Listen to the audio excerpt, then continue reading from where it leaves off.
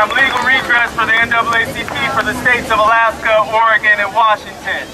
Now, most of my brethren are down in Florida right now. The NAACP National Convention is in Florida right now.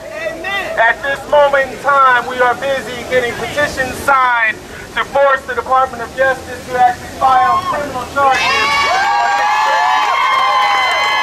George Zimmerman. We at this stage have over 100,000 signatures, and I'm sure that if we work really hard, we can be at 1 million. I'm sorry, I just got a correction. It's actually 285,000. 24 hours. But we stand for Trayvon in the city of Seattle the way we hope that others will stand for Trayvon in Lubbock, Texas, Anchorage, Alaska, Connecticut, and down to Florida, and maybe even to Puerto Rico too. Because we know that injustice anywhere affects justice everywhere. Because we know that discrimination and institutional inequities do not have boundaries that only include Florida. In southwest King County, an elderly African-American couple working a second job, delivering newspapers, delivering newspapers and supporting their grandchildren, is followed by a truck with 2 white men. The 2 white men start following them, and as they follow them, they cut them off, and they jump out of their cars, and they say to these 2 African-American senior citizens, "What are you doing here?" The couple gets scared, and they start to veer around that truck. The young white men jump back into that truck and follow them, and shots are fired repeatedly into their car. Now, the remarkable thing about all of this is that those 2 young white men were calling the police. And they were calling the police because they were saying that they were on the trail of identity thieves. They were calling to say that they were on the trail of somebody that was suspicious. And the African-American couple also was calling the police. And they went straight to the police station. This is profiling at its worst. It has no age. It has no gender at times. But it certainly does have a color. And we often have to ask what is in the hearts and minds of people that can look at the color of your skin and decide that you must be a criminal. You must be. That you couldn't possibly have a legitimate purpose for being where you are. And this is not a situation that is not new. I myself recall being held by officers for over 45 minutes while in my high school football uniform and being asked, "Where are you going, son?" I also recall being in my Wendy's uniform a block away from my job at 16 years old, surrounded by people that thought that I was a suspicious burglar. So when a black male says, "I am Trayvon Martin," what they are saying is, I have had that experience, usually short of a shooting. And as I heard this particular verdict, I looked in the eyes of my 2-month-old son and I thought, what do I tell him?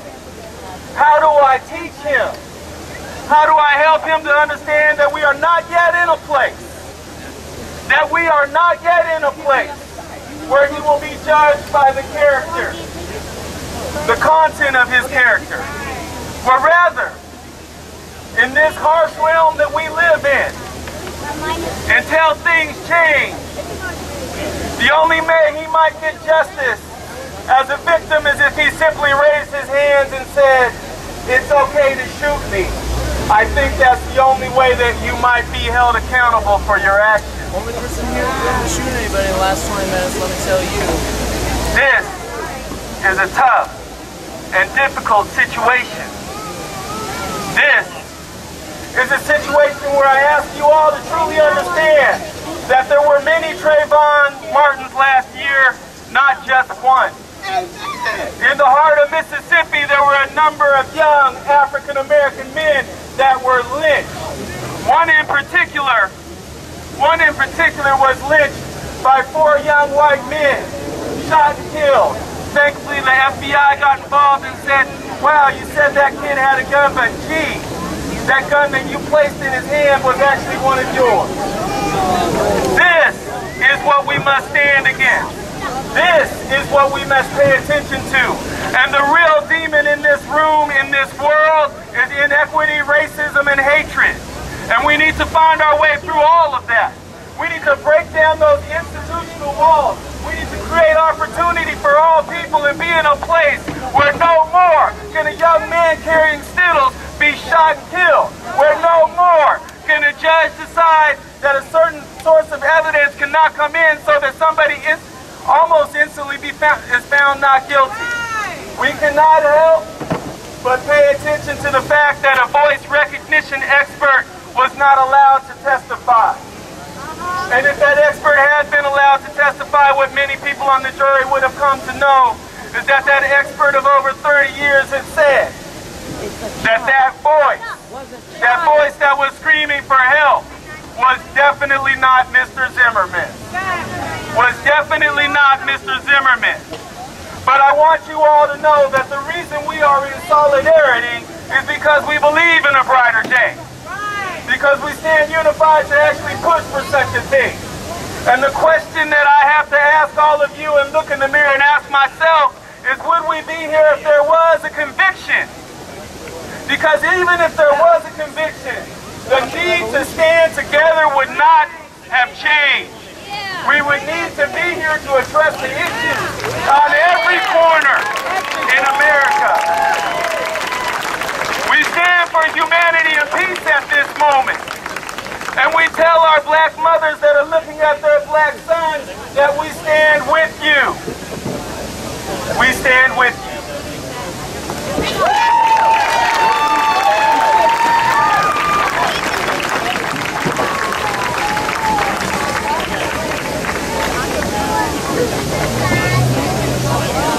My sisters and brothers, my name is Shama Sawant. I am a teacher, activist, a socialist, and I am running for Seattle City Council.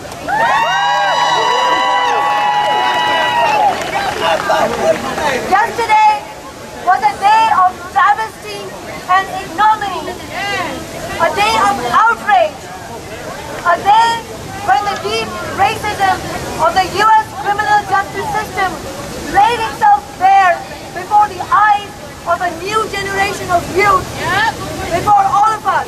You got my vote! The unarmed Trayvon was murdered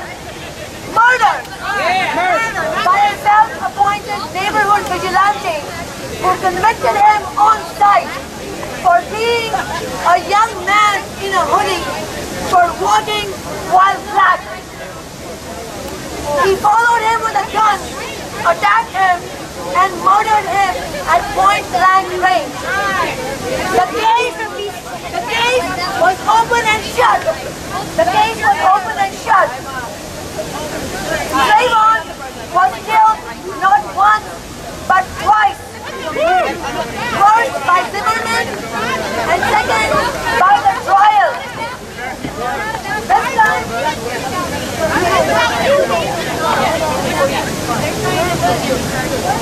This time, it was character assassination, where reality was flipped on its head, making Trayvon the aggressor and Zimmerman the victim.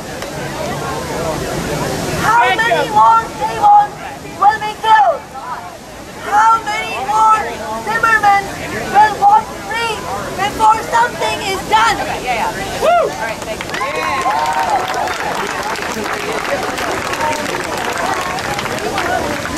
A black man is killed every 28 hours in the U.S. by a cop or a vigilante. This is a systematic oppression of black people, people of color, and poor people. This system does not work for us.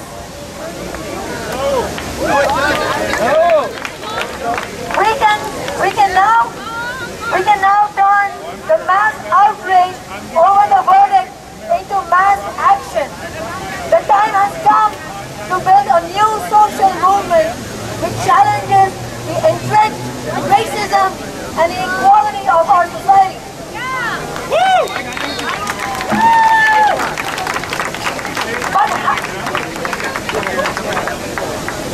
But how can we find justice for Trayvon and the countless other victims of racial, class, and gender oppression?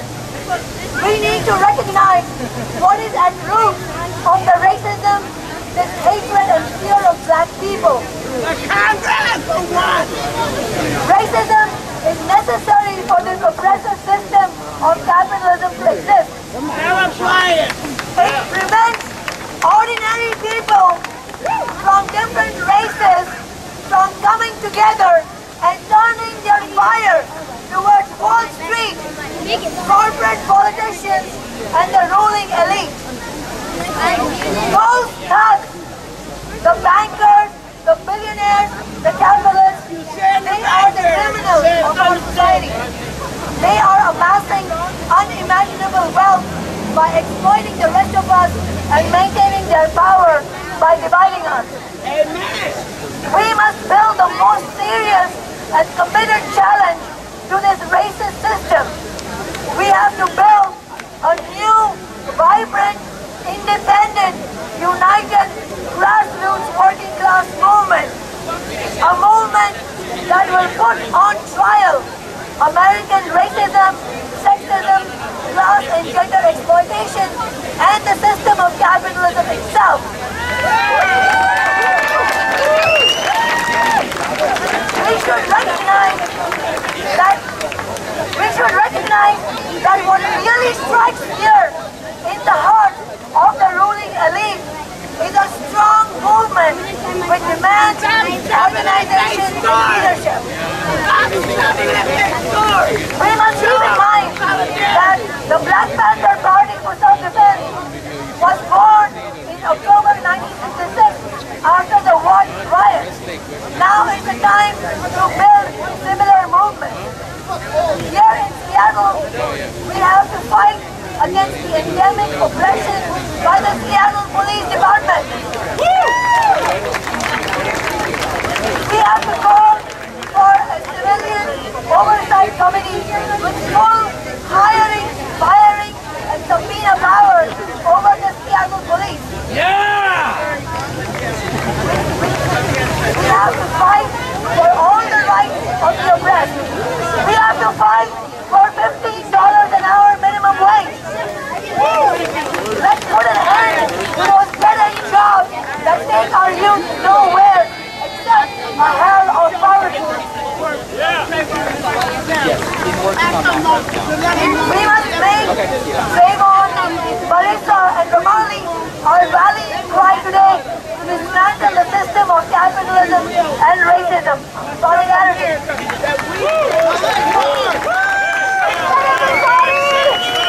Everybody needs to have a voice, but we also need to march. And there'll be time for people to speak later. So Emma's going to give you some instructions. Are people ready to march? Okay. There's still people that have been waiting a long time. Should we let them speak, or should we line up and they can speak later?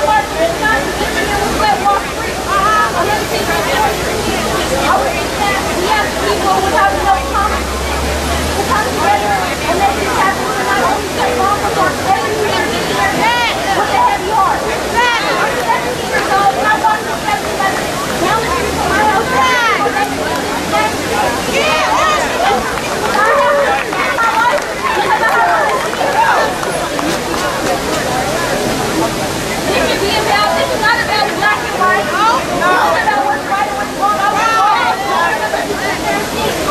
What if it was their kid? What if it was a white kid walking down the street and a black man on that other watching him and not in jail? He's in jail right now. We're ready to put him in jail. This is for all the people who have a heavy heart. This is for all the people who want to see justice. Love and work. Let's go.